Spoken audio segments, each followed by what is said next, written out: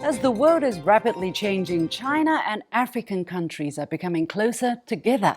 During his first visit to Africa 60 years ago, late Chinese Premier Zhou Enlai introduced China's 8 principles of foreign aid, much of which still underpin the country's approach to Africa today.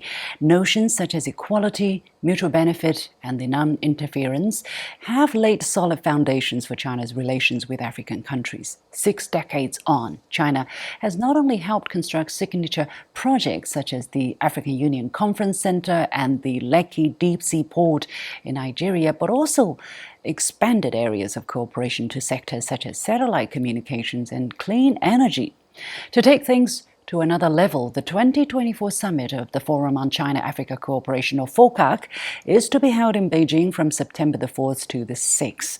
What can we expect from the summit? Where are the two sides going next? And in the context of the profound changes currently taking place in the world, what can China and African countries do together for each other and beyond? Welcome to The Point, an opinion show coming to you from Beijing. I'm Li Xin. I'm pleased to be joined from Nairobi, Kenya by Dennis Munene, Executive Director of China-Africa Center at Africa Policy Institute. From Johannesburg, South Africa by David Monyae, Director of the Center for Africa-China Studies. Also from Nairobi, Kenya by Cheng Zheng, Lead of Asian Partnerships at the Sustainably Growing Africa's Food Systems. And from Jinghua in China's eastern Zhejiang province, Professor Zhu Yaxiong, Associate Professor of the Institute of African Studies at Zhejiang Normal University. Gentlemen, welcome to The Point. So this show, I hope, will give people some background information leading up to the summit. Exactly where are we at this moment in terms of China's relationship with Africa? And I want to go to Mr. Dennis Munene first. Exactly where are we? What's the state of things for China and Africa at this particular moment? One is that, first, thank you so much for having me. The state of China, Africa, right now, it's in a good shape. We've seen a lot of cooperation between China and Africa. One of the things that we've seen, especially on the issue of infrastructure development, we've seen China has done a lot of foray within Africa. It has helped Africa to be able to play in the big leagues as other countries in the world. The other things that we've seen is that between China and Africa is that we've seen a lot of economic cooperation, which is critical, especially the 22 years that FOCAC has been between China and Africa. We've seen a lot of changes on economic development. We've seen a lot of industrial growth as a continent, especially for Africa. And that has helped to ensure that Africa grows. And also now we can be able to say that Africa is rising finally. Thank you. Mr. Monyae, what is your take on the importance of China-Africa collaboration at this particular moment? We're seeing, as I mentioned, very profound changes and also conflicts in different parts of the world. People are wondering where the world is going. What is the significance of China and African countries becoming closer together? When you look at the two parties, Africa and China, I think they agree on a number of issues as well as collaborate on core issues within global multilateral system. They have managed to assist each other in different periods. As you stated in the beginning, 60 years ago, China had an agenda of assisting Africans flowing from a number of core issues. It's on 5 principles of coexistence, the Bandung conference that had taken place, a great background in which both China and Africa share common vision on how to close the gap between the developed countries as well as the developing. Iron out all colonial at a political level, bringing in China back to its seat within United Nations Security Council. It was Africa that helped China regain that status. And likewise, in the post-Cold War, we've seen a developed China working hand in hand with Africa, helping Africa in terms of dealing with its crisis of underdevelopment. And we are going to also see a number of new areas, what I like to consider as new forms of solidarity on issues of science and technology, people to people, deepening the relationship and setting the pace for other countries and other structures to follow suit what Africans and Chinese are doing together. Mr. Cheng, your take, especially from the Chinese side, what is China eyeing for this particular summit? We understand the theme of this year's summit, for instance, is joining hands to advance modernization and build a high-level China-Africa community with a shared future. These notions, first of all, modernization, because we have been stressing a Chinese-style modernization, and also this notion of a community with a shared future. These may sound like empty or lofty notions, but what exactly does it mean for China to promote these notions, to pursue these goals with our African counterparts? Generally speaking, I do see a mutual shaping and reshaping process between the African side and the China side. Regards expectations, visions, the term you just used. More and more we see a lot of collaboration on the international stage between the China side and African side. For instance, AGRA is one of the largest organizations in Africa doing agriculture and food security. And we received tremendous support from the Chinese government and the private sectors for the transition of the food system here in Africa. And apparently, to transform our food system, to elevate the productivity in the yield, and we need a lot of technology support, know-how from the China side. And thanks to our counterpart in China, we received tremendous support. For that, we're really grateful. And for fighting over climate change, we also see a lot of collaboration. I think more and more China's vision is getting into immersed and integrated into the African vision. That's how I see it. Well, that's very helpful in understanding why these big visions may be important when China is approaching relations with its international counterpart. Let me go to Mr. Zhu Yaxiong. You have been promoting think tank communication, and you have been visiting countries in Africa to share your experience or your understanding of China's growth. What do you think African countries are looking for in China's experience at this moment, and hence the significance of the upcoming summit?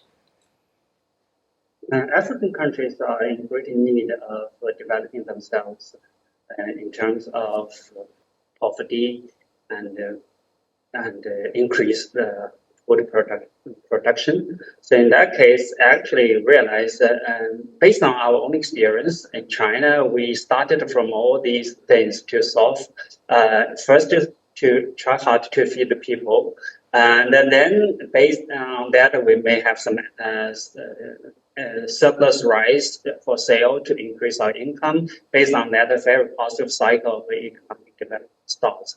So in that case, we see currently African countries are in great need of technology in terms of security and also in terms of a lot of infrastructure for them to develop their economy and provide a better life for their people. During a ministerial meeting in 2021, that is 3 years ago, Chinese President Xi Jinping announced the 9 programs under the first 3-year plan of the China-Africa Cooperation 2035. And there are 9 main areas, mainly in medical and health program, poverty reduction and agricultural development, trade promotion, investment promotion, digital innovation, green development, capacity building, and cultural and people-to-people exchanges, and peace and security program. Let me go to Mr. Munene. What do you think is the significance of having such a vision for bilateral relations and putting it into action in a phased manner? First, let me take you back to 2000 at the inception of FOCAC. At that time, Africa was ravaged by a lot of drought, the economic issues, there was instability. And at that time, if you look at the Western media, they painted Africa as a hopeless continent. I remember that was the front page of one of the magazines, especially The Economist, saying that Africa is hopeless. And then afterwards, President Xi Jinping came with the Forum on China-Africa Cooperation. At that time that you find that now Africa and China decided to come together and ensure that they push this cooperation further. 10 years later, the same Economist magazine published that Africa is rising. But none of them were able to state exactly what happened between those 10 years. And that time, that's the time when now you find that Africa was experiencing economic growth. That time that through China's help, Africa was experiencing infrastructure development, something that Africa has been struggling a lot, especially in the aspect of development. And then we come to the 2018, especially before the 2018, the 2015, the 8 initiatives that were unleashed during that's the Johannesburg summit. And then we come now to the 9 initiatives during the Dakar summit. And those initiatives have been so critical, especially in helping Africa to advance and express now what you call the high quality development. As you have said, the issues of capacity building. We've seen China has been able to ensure that Africans are trained and be able to get the appropriate technology to help them steer their economic growth. We've seen the issues of the digital connectivity. Today, African countries can be able to tap and access the global markets. Initially, we were just trying to push our ways and trying to see how we can be able to trade with each other, and it was not working. We've tried to have our Africa Continental Free Trade Area to ensure that we can be able to tap into each other's. But now with the digital connectivity, it has helped us to be able to ensure that we broaden our market base. When you come at the issues of health development, as you're all aware, during COVID-19, Africa's health system showed as one of the weakest links. And so with that, the issues of health will be able to push and ensure that we can be able to have our own vaccines, produce our own vaccines. We can see the Egypt's production, where we can see that China is able to help Egypt build a big storage facility. That has helped and continue to help. And so the 9 initiatives are going to transform Africa. They have transformed Africa. And also, as we wait to hear what is going to be the outcome of the 2024 FOCAC summit, we know it's going to be more of the addition to what the 2021 initiative are able to help. Mr. Monyae, what is your take of the importance of these projects, or the projects under the 9 programs? And as we are entering, as this is the last year of the phase of implementation of the 9 programs, where are we in terms of delivery? I think so much has been achieved. I think if you look, my colleague has alluded to a number of issues. We have seen how Africa has taken advantage of China opening and learning quite a lot from China. Firstly, I think what these initiatives, what they've done, they've also attracted not just investments from China, it has also attracted investments from other parts of the world. Because China is keen and investing quite significantly on the African continent. We see Americans coming in as well. We see Europeans also investing in a number of areas. But all in all, particularly on infrastructure, I think we have a physical infrastructure across East Africa, West Africa, and a number of areas. Some you've mentioned in Nigeria, the port, the metro rail that has been constructed. In Egypt, a new city is coming up.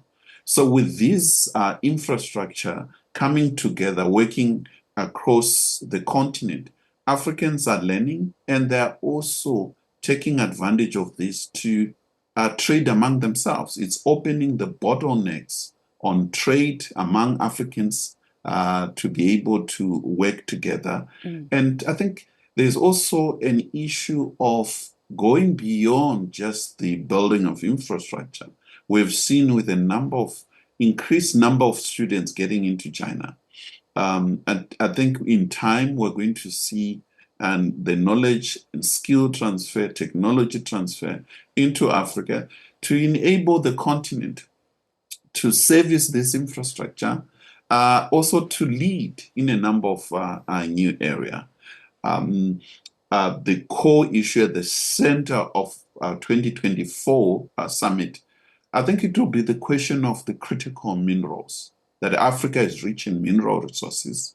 However, Africans are now saying they need to work closely with China to ensure that there's beneficiation of these critical minerals. And we see excellent example in which Chinese are working with Africans when it comes to lithium, the case in Zimbabwe, where lithium is not just being shipped to China, it is being beneficiated into batteries right in Zimbabwe. I think this is a good example, and a number of African countries are also demanding other investors to do the same.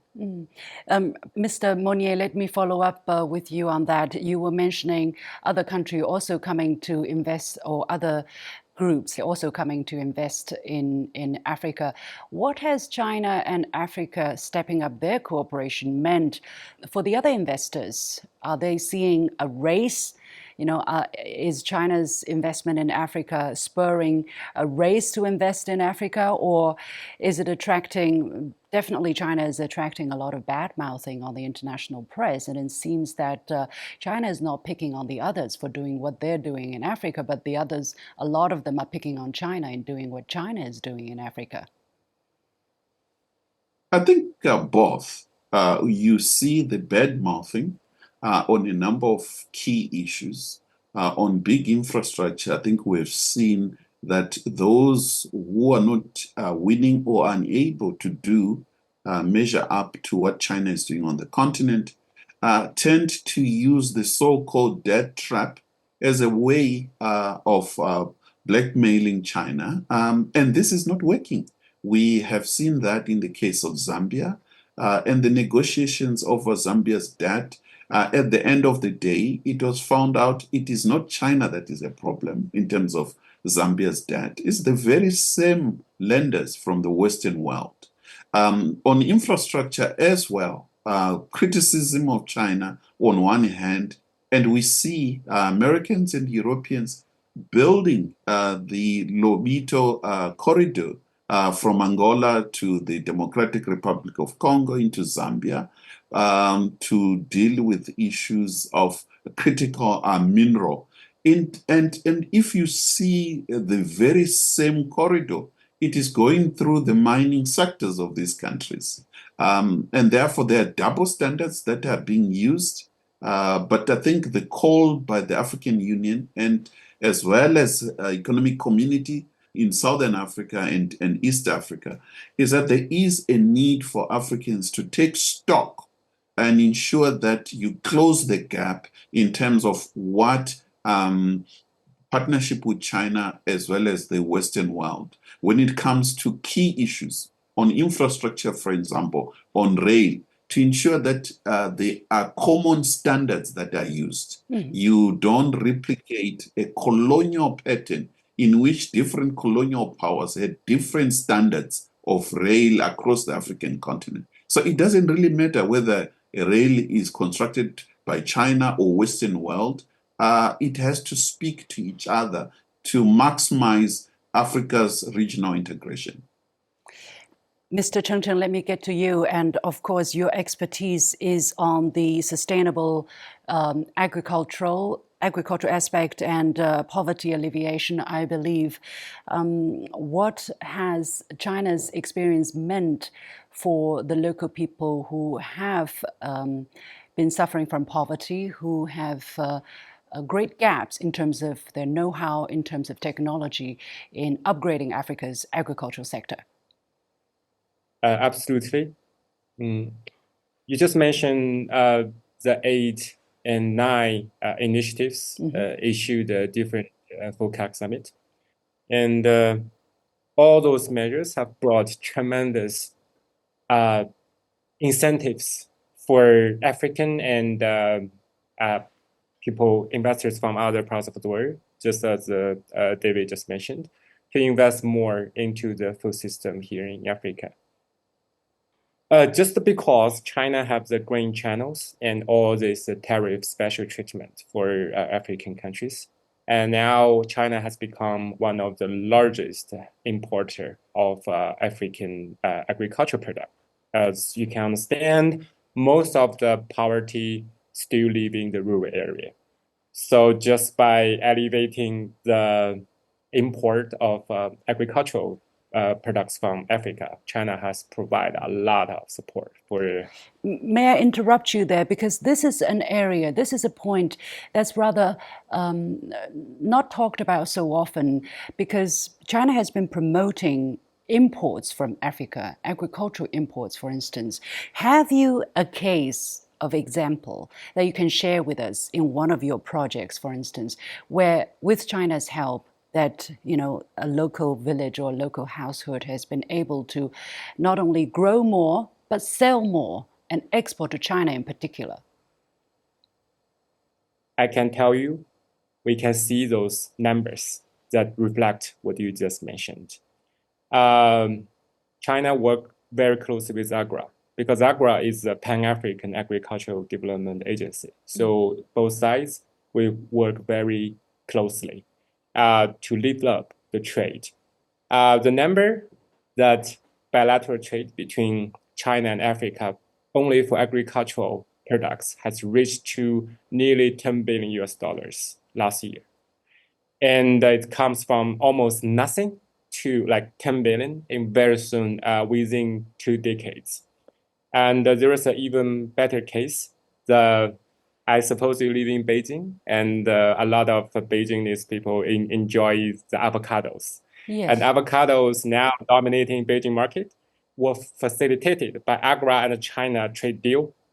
Last year, Kenya and one country exported $104 million worth of avocados to China's market. And it might sound not so much, but if I understand, it grows almost the triple times, like 3 times more, compared to the 2022, when we first ship out the first batch of a fresh avocado to China. Those growers, most of them smallholding farms, they receive like 10 times more of income only from one crop, that is avocado. Wow. And also benefiting beautiful capital city in Beijing, people over there on their table. Sure. And as Chinese people continue to appreciate imports with lower tariffs, with lower prices, I'm sure imports from African countries will be even more abundant in the future. Let me go to Mr. Zhu. From your interaction with your African counterparts, what are they looking for? What more are they looking for in terms of collaboration with China, in terms of concrete projects?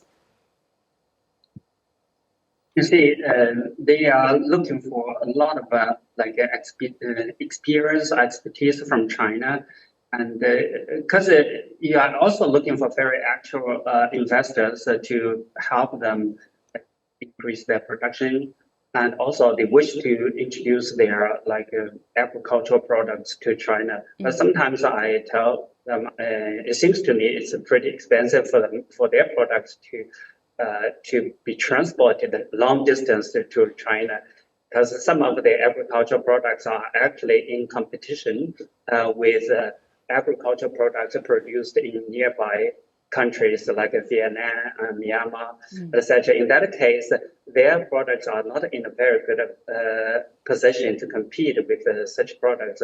So sometimes we are looking for also the likelihood to have some prior process before some products can be sold to exported to China. In your day-to-day interaction with your African counterparts, what are you looking for to come out of the summit that will bring concrete changes in the near future?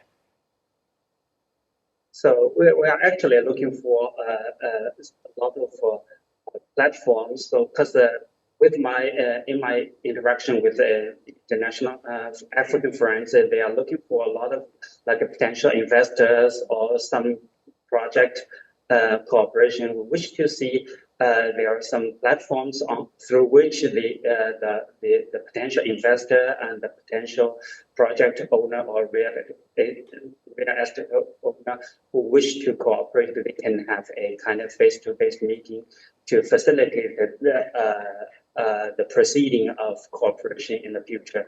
Before we wrap up, really very quickly, I'm going to give the last question to Mr. Munene and try to keep it within 30 seconds. How important is China and Africa cooperation for the Global South in general? If you can wrap that up in 30 seconds, please. One, the cooperation is very key. It's important. It's helping Africa to grow. One of the things that as a nation, as a continent, we've seen is that for a long time we've been under development. And so their cooperation has enhanced China to grow. The cooperation has also given platform for civilization to be able to enhance their dialogue and ensure they get to talk and deal with issues that pertains to them. Thank you. And Mr. Monyae, very quickly, you want to add something for the Global South? How important is this forum? This forum is critical as China deals with the new quality productive force. I think there are a lot of lessons in terms of technology transfer into the Global South. I think there will be more unity within Africa, China, and extending to the broader Global South. We have to leave it there. Many thanks to my guests from Africa and here in China, Dennis Munene, David Monyae, Cheng, and Zhu Yaxiong. And with that, we come to the end of this special edition of The Point with me, Liu Xin. As always, you can follow me on Facebook and X using the handle Liu Xin in Beijing. On behalf of the whole team, thank you for watching. We've got The Point.